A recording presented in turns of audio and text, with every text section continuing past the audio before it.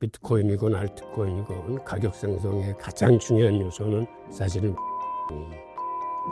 메이저 알트코인의 ETF 승인 가능성이 굉장히 높고, 비트코인뿐만 아니라 이더리움이나 리플을 담는 그런 회사들이 많이 늘어나고 있습니다. 기업의 회계 규정이 바뀌었습니다. 그러다 보니까 이제는 기업들이 자사의 포트폴리오에 암호화폐를 담기 시작했습니다. 기업 주도 장세라고 불러야 할 만큼 기업들이 가격을 주도하는 힘이 굉장히 세졌습니다.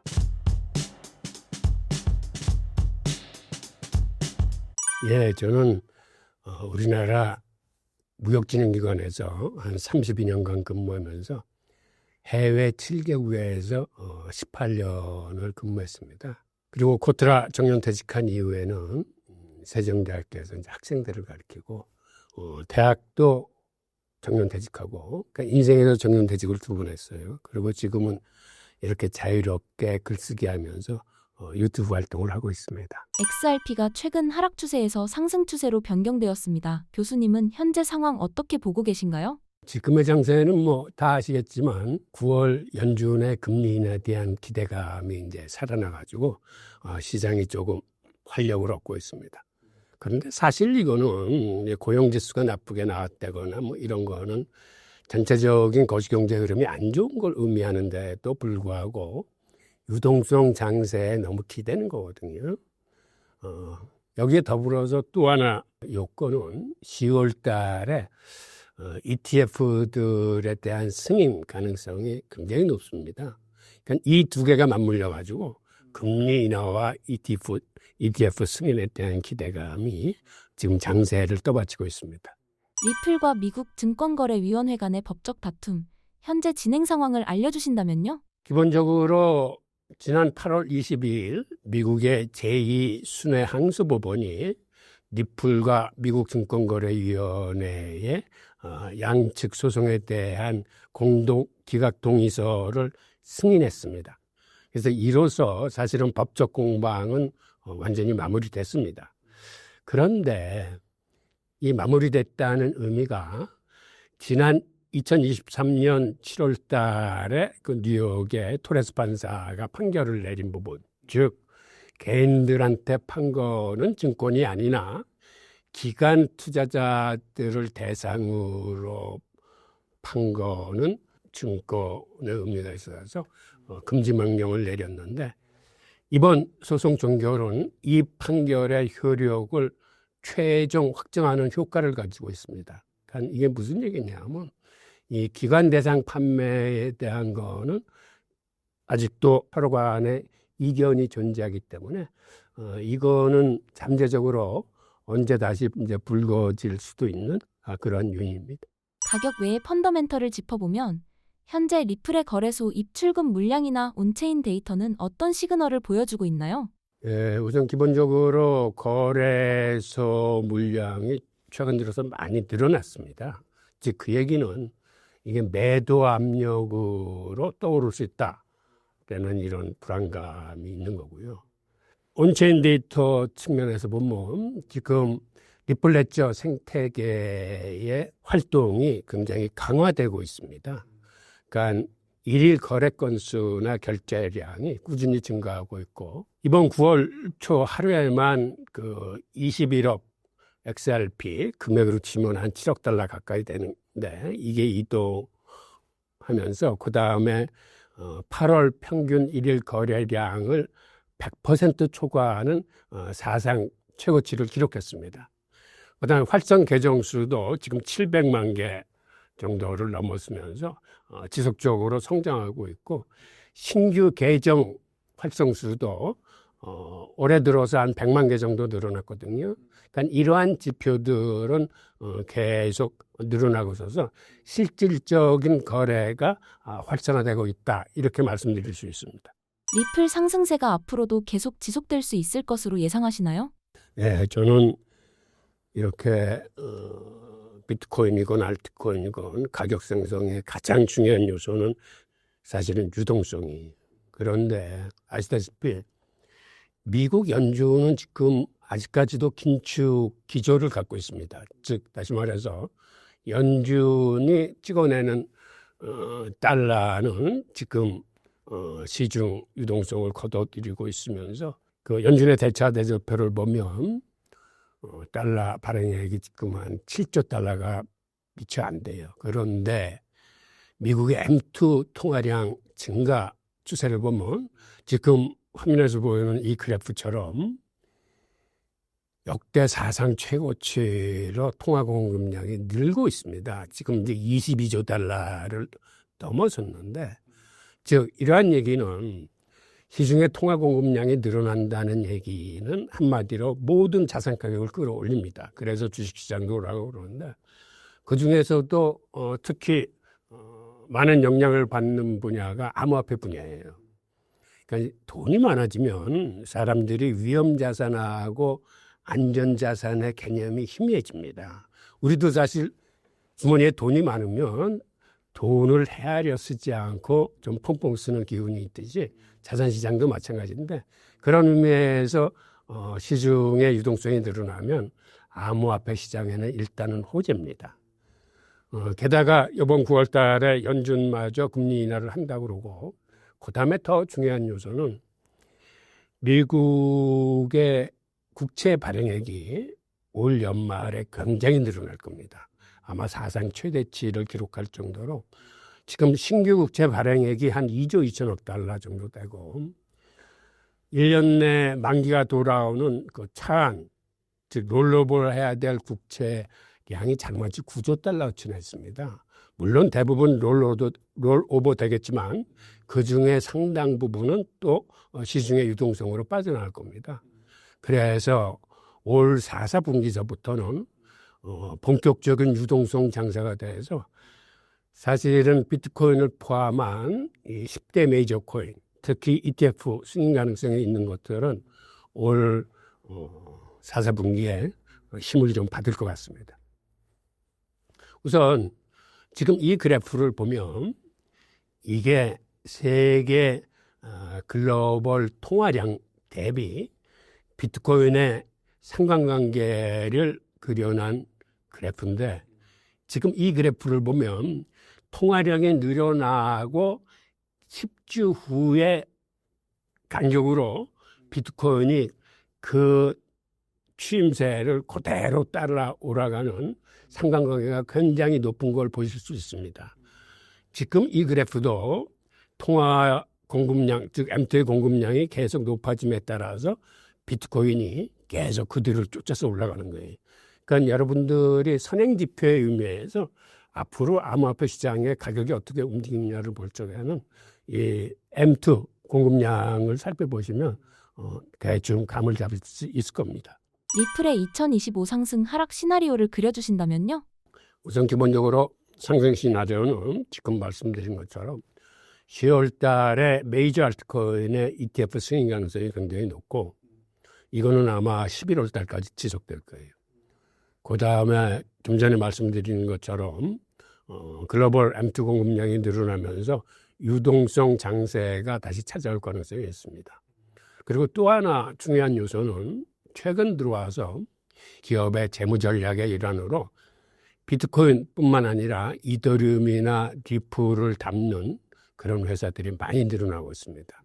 그런데 이게 왜 중요한 요인이냐면 지난 3분기, 즉 9개월간의 아주 특이한 현상이 있었는데, 무슨 현상이냐면 지난해 초 비트코인 현물 ETF가 승인된 다음에 그간 어렵게 개인들이 끌어왔던 시장이 급격하게 기관주도 장세로 바뀌었습니다. 한마디로 기관들이 끌어오는 장세로 바뀌면서 비트코인 가격이 폭등하기 시작해서 지금까지 한 130% 올랐어요. 그런데 지난해 말에 어떤 게 하나 바뀌었냐면 기업의 회계 규정이 바뀌었습니다. 어떤 부분이 특별히 바뀌었냐 하면 그간 기업들이 비트코인이나 암호화폐를 사면 그건 무형자산으로 취급해서 한마디로 위험자산이라고 봐서 가격이 폭락하면 폭락한 가격을 즉시 회계장부에 반영해야 했습니다. 그런데 그 이후에 가격이 다시 오른다고 그래서 그 오른 가격은 반영해 주지 않았어요. 그런데 이 회계 규정이 지난해 말에 바뀌었습니다. 어떻게 바뀌었냐면 이제는 암호화폐 공정 가치를 인정해 주기로 했어요. 즉 시세를 그대로 회계장부에 반영할 수 있게 됐습니다. 그 덕에 지난해 말에 그 테슬라가 영업수석을 발표했을 적에 테슬라가 갖고 있던 비트코인의 가격 상승분을 인정해서 그 부분에서 영업이익이 6억 달러나 났습니다. 그러니까 그게 기업의 실적에 반영이 됐는데 그러다 보니까 이제는 기업들이 자사의 포트폴리오에 암호화폐를 담기 시작했습니다. 그런데 그 담는 양이 우리가 생각한 것보다 훨씬 지금 빠르게 늘어나고 있습니다. 지난해 4, 4분기서부터 기업의 매입량이 단적으로 기관의 매입량을 추월했습니다. 그래서 지난해 4, 4분기, 올해 1, 4분기, 2, 4분기, 3분기 연속 기관의 매입량이 비트코인 같은 경우 기관 매입량을 추월하면서 이제는 기관 주도 장세라고 보기보다는 오히려 기업 주도 장세라고 불러야 할 만큼 기업들이 가격을 주도하는 힘이 굉장히 세졌습니다. 근데 이러한 게 ETF가 승인이 되면 그때서부터 본격적으로 더 많아질 겁니다. 왜 그러냐 하면 기업들이 예를 들어서 리플 현물, XRP 현물을 갖고 있는 데는 몇 가지 어려움이 있어요. 그 어려움이 뭐냐면 첫째 세금 문제, 둘째 회계 처리 문제, 셋째가 어디다 보관해야 될지 수통 문제입니다. 그런데 이게 ETF, 곧 주식으로 나오면 이런 문제를 일거에 다 해결해 줍니다.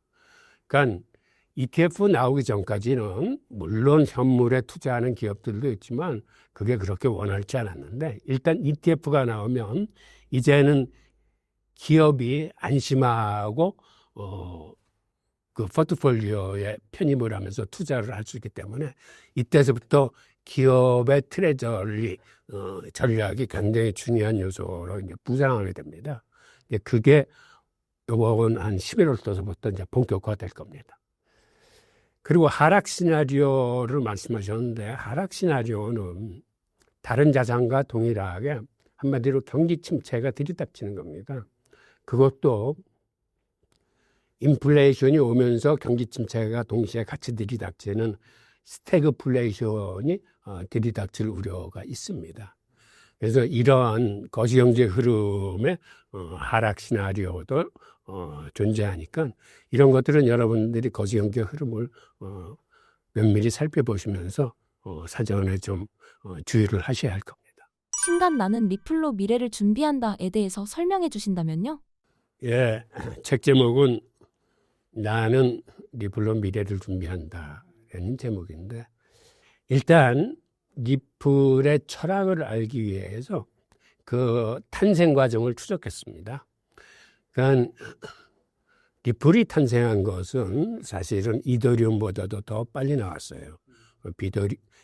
비트코인 다음에 이제 리플이 탄생했는데 특히 리플이 시장에 나와서 리플페이로 탄생했을 때는 그 당시에는 비트코인도 안 나왔을 때입니다. 그러니까 블록체인이라는 개념이 없이 핀테크의 개념에서 출발한 게 리플페이예요. 그리고 그걸 나중에 비트코인이 나오고 난 다음에 이거를 제드 맥칼랍이 블록체인, 즉 오늘날의 XRP 넷저로 이거를 개발을 합니다. 그리고 본인이 개발자였기 때문에 영업에는 자신이 없어가지고 CEO를 크리스 라슨을 영입하고 본인은 개발에 매달리게 되는데 그때 크리스 라슨하고 껌껌이 마케팅 방법에서 충돌하기 시작해서 본인은 크리스 라슨을 다시 내쫓으려고 그랬는데 이사회에서 정작 내쫓은 거는 제드 맥칼랍이 퇴치를 당했어요. 그래서 제드 맥칼랍은 나와서 비영리재단을 만들고 아시다시피 스텔라 루멘을 만들었습니다.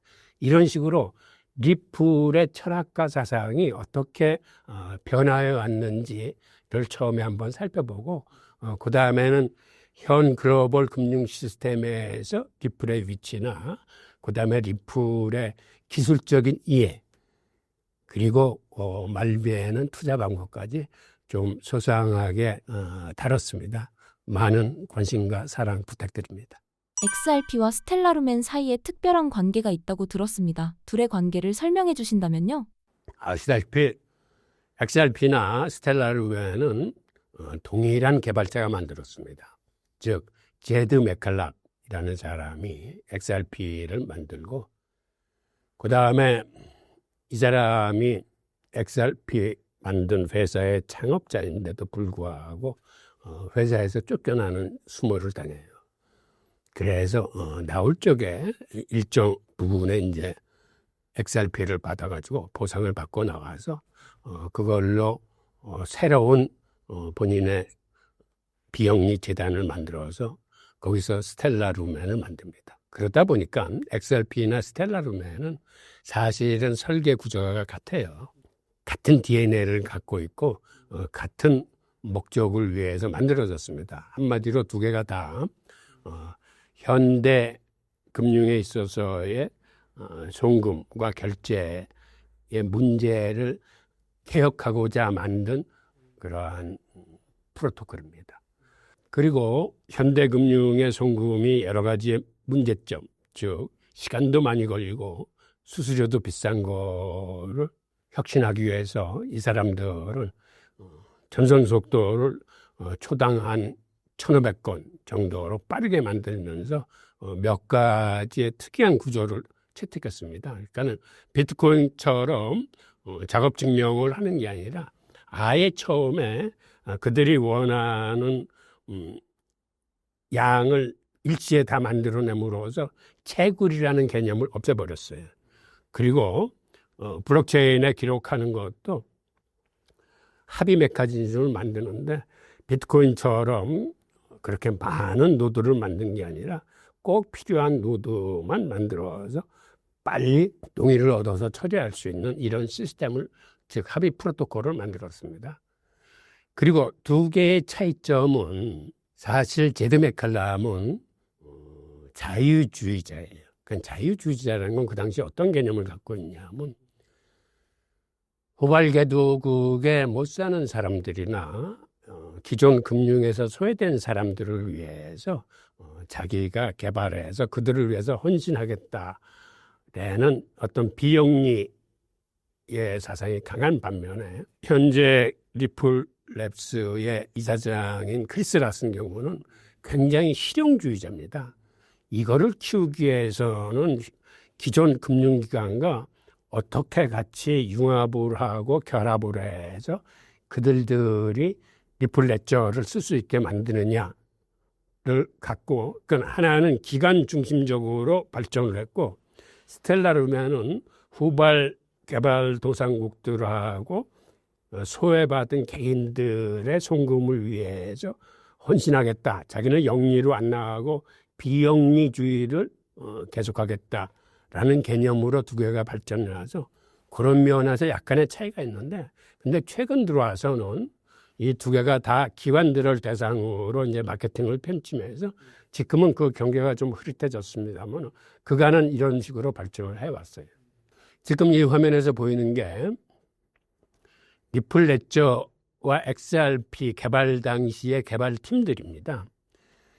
주로 제드 맥켈럽이 주인공이 돼서 개발을 하면서 이때 데비드 슈워츠, 지금 리플랩스의 CTO로 있는 이 친구하고 스테판 토마스하고 아서 브리토라는 세 사람이 밑에서 도와줬는데, 나중에 분배 받을 때 보면 다른 사람들은 분배를 못 받고 제드 맥칼럽과 아서 브리토가 조금 분배를 받았어요. 즉 그걸 봐서 이때 개발의 주역은 제드 맥칼럽이고 그를 보조하면서 도움을 줬던 게 아서 브릿지로 추정이 됩니다. 그리고 그 후에 개발을 끝내놓고 나서 크리스 라슨을 CEO로 영입을 하고, 크리스 라슨도 나중에 브래드 갈링하우스 야후의 부사장까지 지냈던 브래드 갈링하우스를 영입해서 현재 CEO는 아시다시피 브래드 갈링하우스죠. 그리고 그들이 크리스 라슨과 제드 맥칼랍이 충돌을 일으켜서 서로 이별하게 될 적에 이사회에서 분배를 한 내용을 보면 지금 오른쪽에 보이는 동그라미를 보면 XRP의 80%는 재단에 귀속을 시키고 20%를 창업 공신들한테 나눠줬습니다. 그때 20%를 나눠준 비중을 보면 제드 맥칼락과 크리스 라센이 각각 9.5% 그리고 아서 보리토가 1%를 받았습니다. 그러니까 이로 미루어져 개발의 주역은 당시에 제드 맥칼랍이었고 아서 보리토가 도와줬다라는 걸 추정할 수 있고, 참고로 지금 움직이는 물량을 보면 이게 2023년 10월 말 기준이긴 합니다만은 유통 물량은 1000억 개 중에서 한 53.6%가 되고 리플 관계사가 갖고 있는 물량이 지금 에스크로로 잠겨 있는 물량이 한 41%, 그 다음에 리플 관계자들이 갖고 있는 물량이 한 5.3% 정도 되는 이런 물량으로 있으면서 에스크로 물량은 매월 초에 한 10억 개 정도가 시장에 풀리고 그중에서 리플랩스가 사용하는 한 3, 4억 개를 쓴 다음에 나머지 한 7억 개 정도는 다시 에스크로 구자에 담그는 그런 방식을 쓰고 있어요. 그래서 비록 전체적인 물량은 상당히 많지만 리플랩스가 유통되는, 즉 매도되는 물량을 적절히 조정하고 있기 때문에 이 유통 물량에 대해서는 너무 크게 신경을 쓰실 건 없고, 앞으로 이게 한 6, 7년 후면은 에스크로 잠긴 물량들이 최소진이 됩니다. 그러면 그때 가서는 오히려 수수료로 소각되는 부분들이 있기 때문에 디플레이션 코인으로 바뀌게 됩니다. 그렇게 되면 가격 상승 동인에 크게 도움이 될 겁니다. 부연 설명을 드리면 XRP는 한마디로 금융기관 중심 코인입니다. 반면 스텔라룸에는 개인 송금 중심 코인으로 커왔고, 그 다음에 개방형 네트워크, 즉 퍼블릭 블록체인으로 커와서 누구나 참여 가능한 코인으로 커왔습니다. 이건 크리스 라슨과 제드 맥칼랍이 갖고 있는 철학이 다르기 때문에 이런 식으로 커온 거예요. 근데 우리 투자자 입장에서 좀 들여다보면 XRP와 스텔라룸에는 가격 상관계수가 굉장히 높습니다. 한마디로 XRP가 오르면 스텔라룸이 일정 시차를 두고 뒷쫓아서 올라갑니다. 최근에도 그러한 동일한 효과가 반복됐는데요. 그리고 이 두 코인에 만든 사람들과 지금 운영하는 사람들의 철학이 좀 틀리다 보니까 차별화되는 포인트는 기관 채택이나 대형 금융기관이 채택하면은 XRP 가격이 더 민감하게 작용을 합니다. 그 다음에 NGO 관련된 기사나 개인 송금에 관한 게 나오면은 스텔라룸이 더 민감하게 오르내리는데, 근데 본질적으로는 두 코인은 가격 상관계수가 굉장히 높다고 보시면 됩니다. 그러다 보니까 재밌는 거는 일부 투자자들이 XRP하고 XLM을 함께 보유하면서 이거를 하나의 코인으로 운영하는 게 사례들이 있는데, 그중에서 재밌는 게 두 코인을 가지고 균형 보건 포트폴리오 방식의 투자를 할 수 있습니다. 이 균형 보건 포트폴리오는 정보화의 아버지라 불리는 클로드 세논이 개발한 방식인데, 이게 재미있는 이유는 투자 방법은 아주 심플합니다. 즉 어떻게 하는 거냐면 XRP하고 스텔라룸을 같은 가격의 물량을 갖고 있으면 됩니다. 예를 들어서 XRP 500만 원, 스텔라룸엔 500만 원어치 투자를 했다 그러면 이 500만 원을 주기적으로 키높이를 맞추는 겁니다. 즉 무슨 얘기냐면 XRP 가격이 상승해서 50대 50의 비중이 55대 45로 변했다. 그러면 가격이 오른 XRP를 팔아서 스텔라루멘을 삼으로써 다시 50대 50으로 맞춰주는 겁니다. 그런데 이번에는 스텔라루멘의 가격이 올라서 이게 45대 55가 됐다. 그러면 이번에는 스텔라루멘을 팔아서 XRP를 사서 다시 50대 50으로 맞춰주는 겁니다. 이 주기는 본인이 알아서 정하시면 됩니다. 뭐 매주 한 번 하시든가 아니면 매일 정오 12시에 기계적으로 하시거나. 그런데 재밌는 거는 이런 식으로 투자를 하면 지금 옆에 보이는 그래프처럼 두 개의 가격이 크게 오르지 않았음에도 불구하고 거기서 나오는 수익 곡선은 위에 저 오렌지색처럼 계속해서 수익이 크게 발생하는 것을 보실 수 있습니다. 그래서 이거를 쉐노운의 도깨비라고 부르는데 이렇게 되는 이유는 기본적으로 개인들이 투자를 할 적에는 기본적으로 포모와 호드에 자유롭지 않습니다.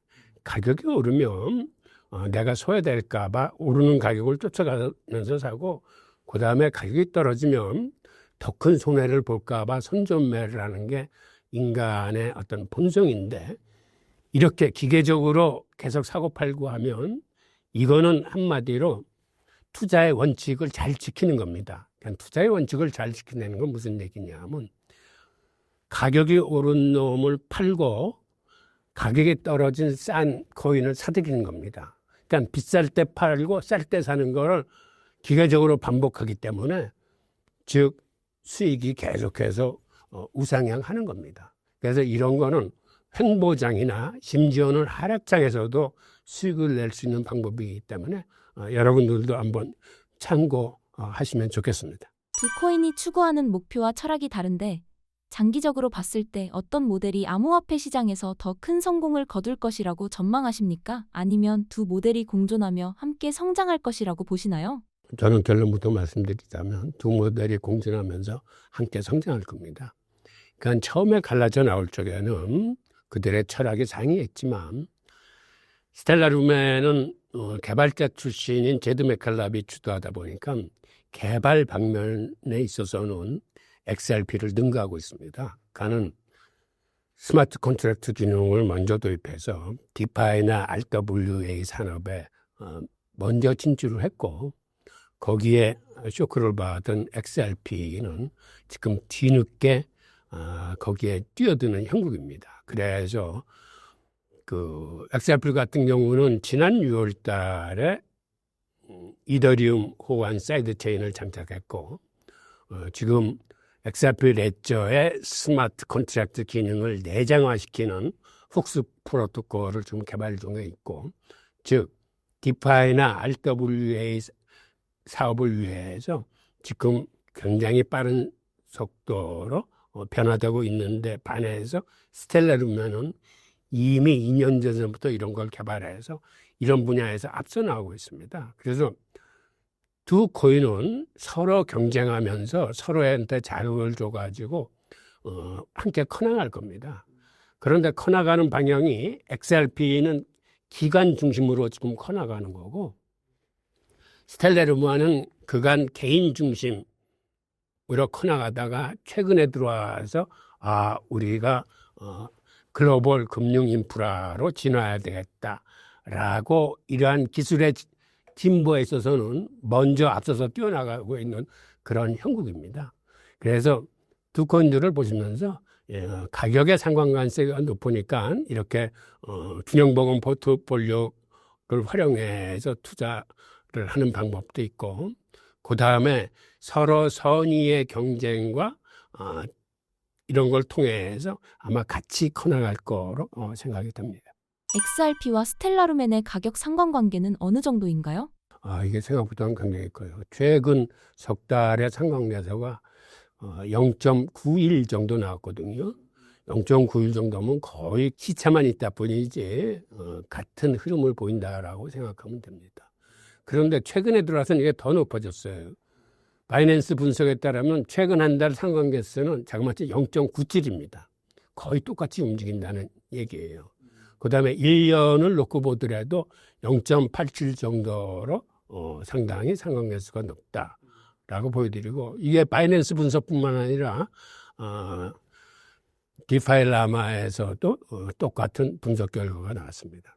그 정도로 두 코인은 가격 상관계수가 굉장히 밀접합니다. 디파이, RWA, 스테이블 코인 등 다양한 분야로 확장하고 있는데 두 프로젝트의 현재까지의 성과는 어떤가요? 우선 결론부터 말씀드리면 이 분야는 스텔라 루멘이 지금 앞서 나가고 있어요. 그 내용을 한번 보면 스텔라 루멘은 작년 말에 2억 9천만 불 정도 했는데 올해는 이게 한 30억 정도로 커 나갈 겁니다. 그리고 이 RWA 적립 예측액을 봐도 지금 4억 7,500만 불 정도 돼서 이 분야에 지금 3위입니다. 이더리움하고 GK 싱크에라 다음에 순위를 지금 확보할 정도로 이 분야에서 굉장히 앞서 나가고 있습니다.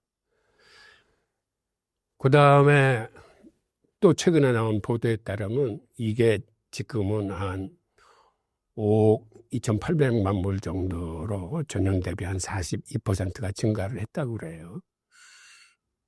그 다음 이 스테이블 코인과 디파이 인프라도 좀 생각보다는 굉장히 앞서 나가고 있습니다.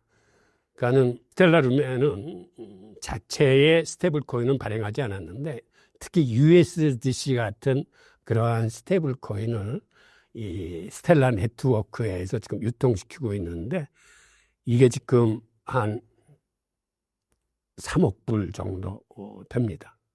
그리고 거래 처리 성능도 지금 초당 한 1,500건을 넘는 능력을 갖고 있고, 이게 스테이블 코인의 글로벌 결제와 디파이 확장을 하기 위한 어떤 최적의 기술적인 기반을 지금 확보를 하고 있는 겁니다. 지금 이더리움 같은 경우가 사실 이 분야에 가장 강하긴 한데 이더리움의 약점이 거래 처리 속도가 저렇게 빠르지 못해요. 그래서 거래 처리 속도를 지향하는 그런 고객들은 나름대로 스텔라 루멘 그 네트워크가 이점이 있습니다. 그리고 이미 이 스텔라 네트워크에서는 이 스마트 컨트랙트 기능을 가진 소로바니라는 프로토콜을 도입을 했고, 그 다음에 이더리움 호환 테스트넷을 공개를 해서 디파이 분야의 그 개발 환경을 강화를 했습니다. 그리고 특히 이 분야를 아프리카 쪽에 마케팅을 지금 강화하고 있고, 그 외에 아시아나 동구 쪽 이런 쪽에 마케팅을 강화를 해서 이런 분야에서는 오히려 XRP를 능가하고 있습니다. 반면에 XRP를 보면 XRP는 최근에 들어와서는 굉장히 열심히 혁신적으로 기술을 진화시키고 있습니다. 그럼에도 불구하고 말씀드린 바와 같이 개발자 출신인 제드 맥칼랍의 스텔라 루멘에 비해서는 이게 거의 한 1년 반 이상 뒤처진 결과예요.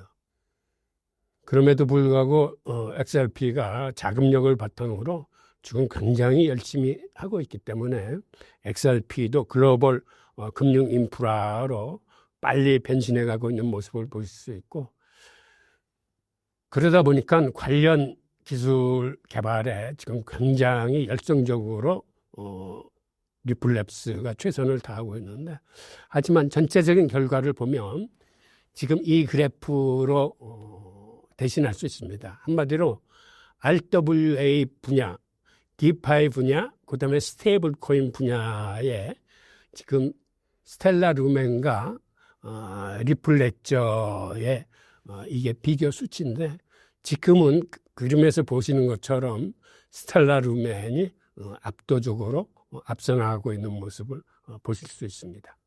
그러니까 우리 투자자 여러분들도 앞으로 계속 스텔라 루멘과 이 XRP와의 이런 경쟁 관계를 눈여겨서 살펴보시면 투자에 도움이 되실 겁니다. 리플과 스텔라루멘이 기존의 스위프트 시스템을 대체하거나 혹은 그와 협력하는 새로운 국제 송금 표준이 될 수 있을 것이라고 보시나요?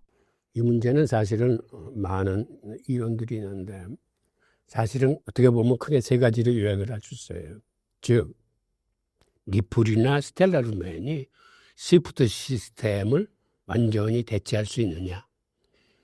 또 하나는 스위프트 시스템이 워낙 막강하게 지금 시장을 장악하고 있기 때문에 두 개가 협력하는 방향으로 나갈 건지 아니면 서로 경쟁을 하면서 각자의 영역으로 치고 나가는 병존하는 스타일로 갈 건지가 사실은 관심 포인트인데 제 개인적인 견해로는 이 세 가지 모두를 당분간 상당 기간 오랫동안 병행하게 될 겁니다. 지금 무슨 얘기냐면 XRP나 스텔라루멘은 나름대로 스위프트 시장을 대체해 나가려고 들 겁니다.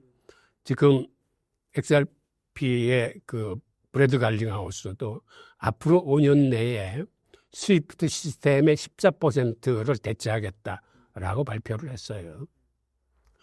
그런데 또 다른 한편에 있어서는 스위프트 시스템 자체도 이게 아날로그 구닥다리 시스템인데 이건 한마디로 송금망이 아니라 통신망이에요. 그러니까 통신을 받고 송금은 자체 각 은행별 송금망을 해서 보내는 건데 그러다 보니까 이 시스템으로는 앞으로 들이닥치는 온체인 시대에 적응을 하지 못하겠다고 그래서 지금 나름대로 여러 가지를 실험 중에 있습니다. 즉 온체인화 돼야 되겠다라고 그래서 체인 링크도 갖다 지금 실험해 보고 있고 리플레저도 갖다 실험하고 있고 헤데라 시스템도 갖다 실험해 보고 있고 그다음에 ISO 2002 표준 메시지 시스템으로 아마 올 11월 연말쯤 바꿀 거예요. 즉 스스로 살아남기 위해서 과거의 온라인 시스템에서 온체인 시스템으로 이제 오고자 하는데 그럼에도 불구하고 이거는 중개은행을 거쳐야 된다는 근본적인 약점을 갖고 있습니다. 그래서 이런 스위프트 시스템의 변화와 혁신이 기존 XRP나 스텔라루멘하고 협력할 가능성도 사실은 열려져 있습니다. 그리고 또 하나는 스스로 혁신해 나가고 기존의 XRP하고 스텔라루멘이 이 평존하는 시스템으로 상당 기간 오래 갈 수 있다라는 이러한 분석들도 나옵니다. 자, 그 다음에 그런데 여기서 가장 큰 장애물이 뭐냐면 그렇다면 미국이 주도하는 스위프트 시스템이 그런 여러 가지 문제점이 있는데도 불구하고 미국이 이걸 놓지 못하는 가장 큰 이유는 이 구닥다리 시스템이 바로 테러 자금이나 불법 자금들을 걸러줍니다. 그간 50년 이상의 오랜 경험치를 바탕으로 중개기관에서 의심되는 자금을 걸르는 이런 시스템을 구동시킨다는 큰 장점이 있어요. 그런 이유로 해서 미국이 이걸 놓지 못하는 겁니다. 즉 XRP나 스텔라루멘을 쓰면 모든 게 빠르고 혁신적이라는 건 알고 있지만 여기서는 테러 자금을 걸러내지 못하니까 지금 이 스위프트 시스템을 놓지 못하는 겁니다. 그럼에도 불구하고 스테이블 코인이 나와서 스테이블 코인은 한마디로 암호화폐고 이게 분산형 네트워크를 통해서 개인 지갑, 전자지갑 간에 다이렉트로 이제 송금이 이루어집니다. 즉 이 얘기는 스위프트가 주도하던 세계 송금 시장이 이제는 스테이블 코인으로 인해서 굉장히 큰 도전을 받는 이러한 위협을 받고 있기 때문에 어느 한순간에 스위프트 시스템이 잘못하면 큰 타격을 받을 수 있습니다. 하여튼 이런 여러 요소가 겹치면서 우리가 쉽게 예단은 하지 못하지만 아무래도 큰 변화가 올 것 같다. 그런데 큰 변화는 이게 대체냐 아니면 결합이냐 이 관계에서 여러분들이 스스로 관찰하시면서 판단을 내리셔야 될 겁니다.